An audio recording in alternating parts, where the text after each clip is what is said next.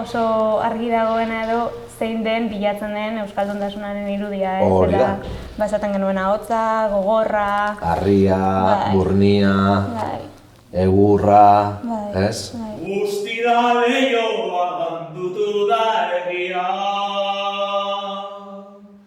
hautsi da beroa, seda izua, ustu da bidea, aldu da zeidora,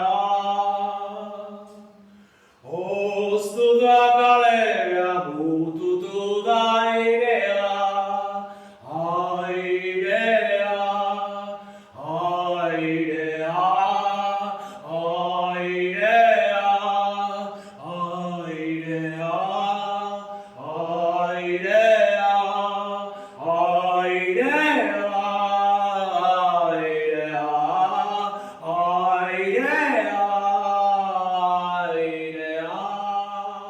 Gaurren eta Euskal Herriaren kasuan, nik usten dut lotu behar dela egoera soziopolitiko batekin. Egoera soziopolitiko gogor batek eraiten duna da gizarte mugimendu askapenaren barruan dauden mugimendu sozial politiko batzuek elkartzea. Eta orduan horrek ere egiten duna da gizarteak identifikatzea zerbaitekin, ¿es? En los años 70, sobre todo en ese momento de tardofranquismo, posibilita el pensarnos de manera colectiva, en pensar desde la potencia de lo colectivo por primera vez en muchas décadas, la labor y el trabajo de los artistas en la construcción de un imaginario, en proveer de una serie de imágenes a los movimientos sociales, es algo evidente y es algo que está ahí. Yo creo que es algo que además ha construido un imaginario importante.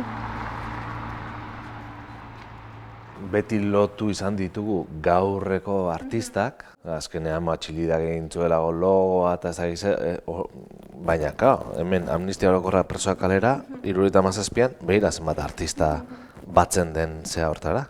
Se abre un momento donde todo es posible y donde la gente toma las calles, donde todos los movimientos sociales, hablo desde la ecología, el feminismo, las gestoras, todo el mundo sale a la calle pues para iniciar un momento ilusionante. Yo creo que ese es también ese momento de transición en el que el feminismo tiene una voz muy importante, pero que la voz o esos imaginarios construidos desde las artistas mujeres han sido siempre mucho más invisibles, ¿no? Han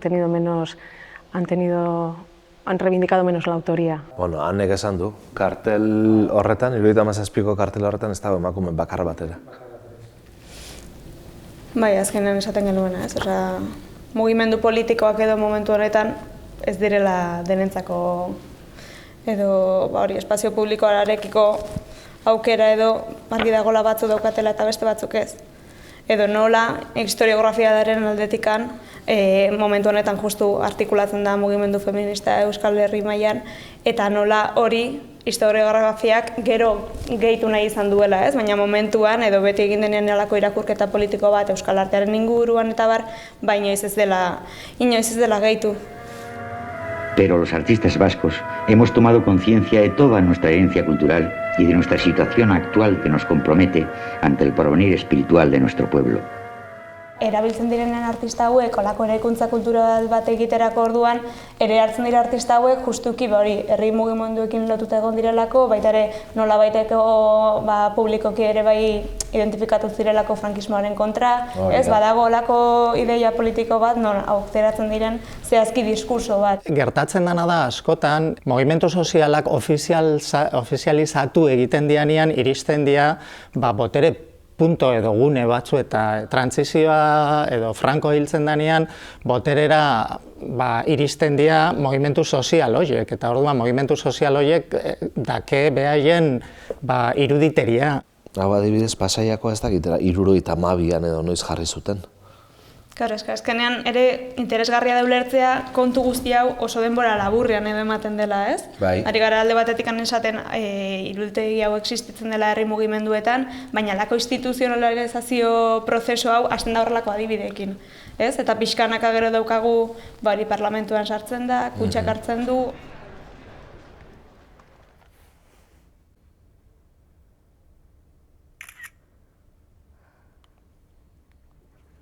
Presentatu zuena konkursora Basterretxeak, eta en plan, argudio bezala esaten du elegido el árbol como imagen símbolo de nuestro parlamento.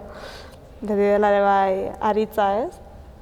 Perdura entre nosotros como algo entrañable y familiar, como algo vivo de la memoria colectiva del pueblo vasco. Jo, baina horre ikusten da, Basterretxea zela superdiseñatzaile ona, edo bentsatzeko ala oso buruan nola ikona, logo honek ere funtzionatu zekatzea forma desberdinetan, hemen esaten du, proposatzen dudan simboloaren zenbait erabilpen. Osea, zekan bizi hori altzela izan oso erabilia. Basterretxea fue asesor, por ejemplo, del gobierno vasco, del primer gobierno vasco, creo que si no me equivoco, con Lavallen, y fue alguien que habló desde el arte. Yo creo que esa es una reivindicación también de figuras como la de Oteiza, ¿no? Es decir, los artistas tienen que formar parte, tienen que tener voz y tienen que ser parte de esa construcción de las decisiones que luego van a afectar a su campo de actuación.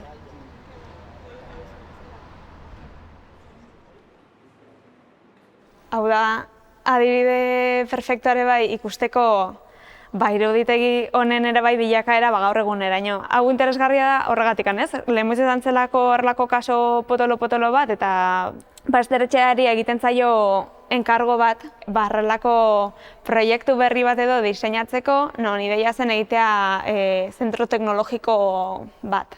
Oso adibide erakusgarria da ikusteko nola mende berrian ere bai jarraitzen den bodere politikotikan ere bai jotzen iruditegi berdinera. Niretzat baita ere da oso interesantea, nolabait zuk aipatzen zenuena, ez? Azkenean artista hauek egiten dute lana egurrarekin, burniarekin, harriarekin, ez? Batetik material nobleen olako zea hori, ez? Euskaldunen noblezia erakutsiko balute bezala, eta beste alde batetik ze lotura daukadan azkenean lanarekin eta hoxe, ez? Eskultura bak dira azkenean oso ezagunak egiten zaizkigun eskulturak, igual ez hauek zehazki, baina gure paisaia kulturalean oso presente daude. Egiten zaizkigu oso hurbilekoak eta zuzen ere jasotzen dugu kasikan gure bezala, ez? Nolabait erakutsi digute euskalduntasuna dagoela lotuta gehiago horrelako kontu hotz serioetara. Eta hori azken finean ere badauka lotura eraikuntza kultural eta politiko batekin. Lan ofizioen tradizio batekin, argi dago zein den berreskuratu nahi den edo erreferentzia egin nahi zaion euskal kultura dela gizonena, azkenean, ez? Bai, baina gizonena, baina gizon langilearena, hitzekoarena, noblearena, serioa, hotza, txorakeria gutxi.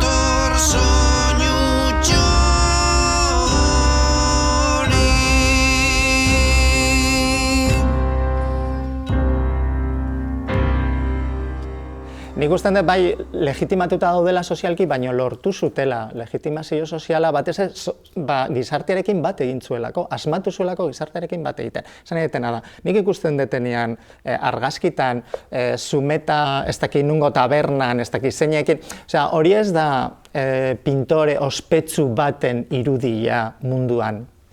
Orduan, klaro, legitimazio hori normala da, gizarteak ikusten du artistak bere mailan daudela eta pentsatzen du artistari garrantzia eman behar zaiola. Eta hori da desagertu dana, hain zuzen. Ez da interesatu, pentsatzen dut, eta gehiago interesatu zaila beste 85etik aurrea, Guen Jimen zentratzia eta Kito, ez? Hau da, artea erabiltzea alderdi turistiko bateako edo danadalako. Puntualmente, cuando son las 8 de la noche, el rey don Juan Carlos llega ya al Guggenheim Bilbao, museo acompañado por la reina doña Sofía. Parece que está hecho para otra sociedad, no para la clase obrera, ¿no? y ahí también hay cierta aversión entre muchos. Tenemos aversión a todo el conjunto de este maravilloso Bilbao, ¿no?